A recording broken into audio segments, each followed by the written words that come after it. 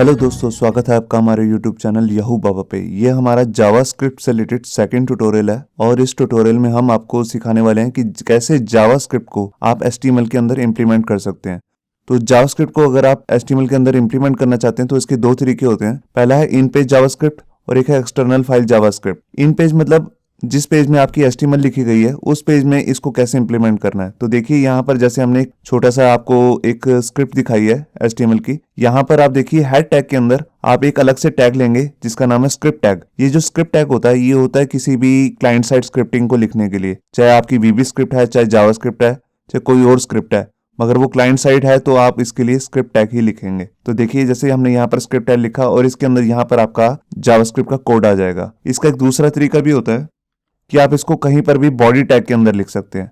या तो आप हेड टैग के अंदर लिख सकते हैं या दूसरा आप बॉडी टैग के अंदर लिख सकते हैं। मोस्टली जो डेवलपर्स हैं वर्ल्ड में वो जैसे ही बॉडी का टैग बिल्कुल खत्म होने लगता है बिल्कुल उसके पास ही लिखते हैं। तो इसका एक पर्टिकुलर एक रीजन है, वो मैं आपको बताता हूँ। अगर आप हेड टैग के अंदर अपनी जावास्क्रिप्ट लिखेंगे और आपकी जावास्क्रिप्ट की जो फाइल्स हैं या जो भी स्क्रिप्ट है वो बहुत हैवी है, तो जब तक वो पूरा अपना वर्क कंप्लीट नहीं करेगी तब तक आपका एचटीएमएल पेज लोड नहीं होगा और आपका पेज की स्पीड ऑटोमेटिकली स्लो पड़ जाएगी। तो वर्ल्ड में जितने भी डेवलपर्स हैं वो इसको मोस्टली एंड में ही लगाते हैं बॉडी के बिल्कुल। उसका रीजन ये होता है कि पहले पूरी एचटीएमएल लोड हो जाती है, उसके बाद आपकी जावास्क्रिप्ट काम करनी शुरू करती है। इसका एक दूसरा तरीका भी होता है, जैसे कि हम कोई एक्सटर्नल फाइल बना लें। एक्सटर्नल फाइल मतलब जैसे कोई भी एक जावास्क्रिप्ट की फाइल बनाएंगे और उसको कोई भी अपना एक नाम दे सकते हैं। जैसे मैंने यहाँ पर लिख लिया माई स्क्रिप्ट और इसके साथ में देखिए यहाँ पर हमने लिया .js। जब भी आप जावास्क्रिप्ट की कोई एक्सटर्नल फाइल बना रहे हैं तो उसको .js नाम से सेव करना कंपलसरी है, मतलब कि ये करना जरूरी है, तभी वो जावास्क्रिप्ट की फाइल बनेगी। और इस फाइल को बनाने के बाद आप इसको एचटीएमएल के अंदर कैसे इंप्लीमेंट करेंगे, देखिए जैसे कि यहाँ पर आप देख रहे हैं हेड टैग के अंदर आपने यहाँ पर ले लेना स्क्रिप्ट टैग और इसके अंदर एक पर्टिकुलर जो इसकी एट्रीब्यूट है जिसका नाम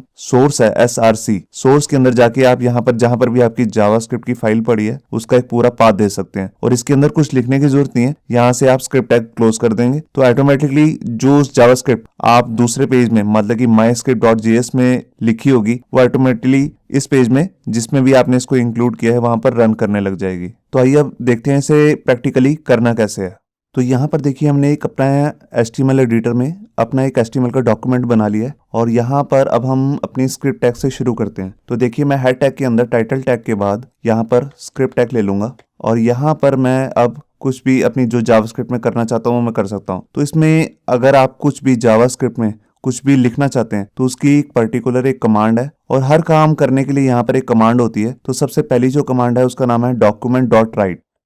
document.write डॉक्यूमेंट मतलब ये जो आपके सामने पूरा डॉक्यूमेंट दिख रहा है इसमें आप कुछ भी लिखना चाहते हैं तो इसकी अलग अलग डॉक्यूमेंट्स की अलग अलग कमांड होती हैं, जिसमें से एक जो सबसे बेसिक कमांड है उसका नाम है राइट। तो राइट करने के बाद आप यहाँ पे जाके अगर आप कुछ मैसेज कुछ भी लिखना चाहते हैं तो उसको अगर वो स्ट्रिंग है मतलब कि कुछ स्टेटमेंट है इंग्लिश में या किसी और भी लैंग्वेज में तो उसको आप कोट्स के अंदर देंगे। वो डबल कोट्स भी हो सकते हैं, वो सिंगल कोट भी हो सकते हैं, मगर अगर आपने डबल कोट से स्टार्ट किया तो डबल कोट से ही एंड होगा। अब देखिए यहाँ पर मैंने लिख लिया हेलो वर्ल्ड और जो भी स्टेटमेंट जब बंद हो जाएगी उसके लास्ट में आपको सेमीकोलन देना जरूरी है। इससे जो आपका ब्राउजर है उसको पता लग जाएगा कि इस स्टेटमेंट का एंड हो गया है। अगर आप ये नहीं देंगे इसके बाद एक और स्टेटमेंट लिख देते हैं तो एरर आ जाएगी, मतलब कि आगे की जितनी भी स्टेटमेंट है वो चलेंगी ही नहीं। तो देखिए मैंने इस फाइल को सेव किया और ये देखिए यहाँ पर जो हमने इसके अंदर लिखा था वो प्रिंट हो चुका है।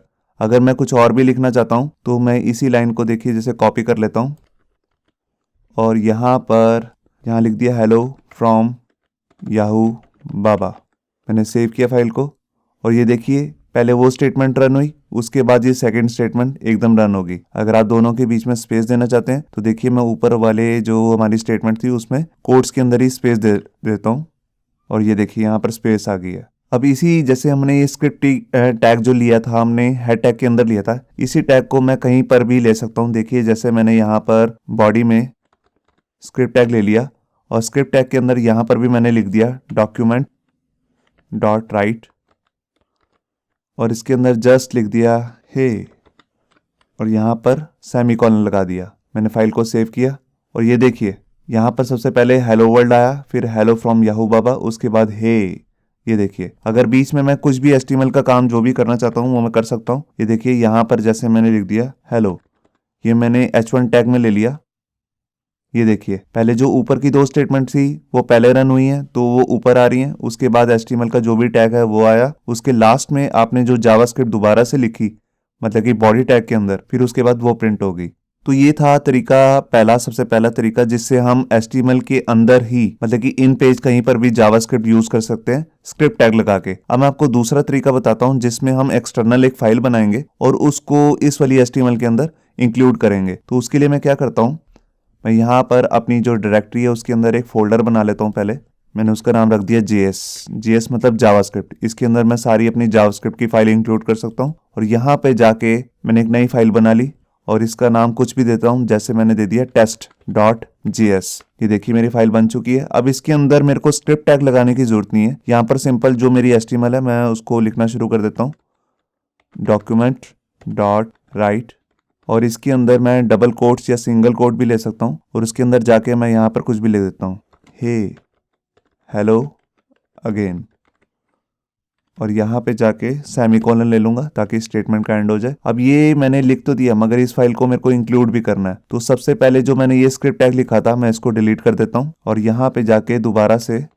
स्क्रिप्ट टैग लूंगा और इसके अंदर यहाँ पर मैं ले लूंगा सोर्स के अंदर यहाँ पर मेरे को पाथ देना होगा। तो सबसे पहले जो हमारा HTML है उसके साथ में ही यहाँ पर देखिए यहाँ पर JS का फोल्डर है, तो JS के फोल्डर के अंदर यहाँ पर हमारी फाइल का नाम है, ये देखिए test.js।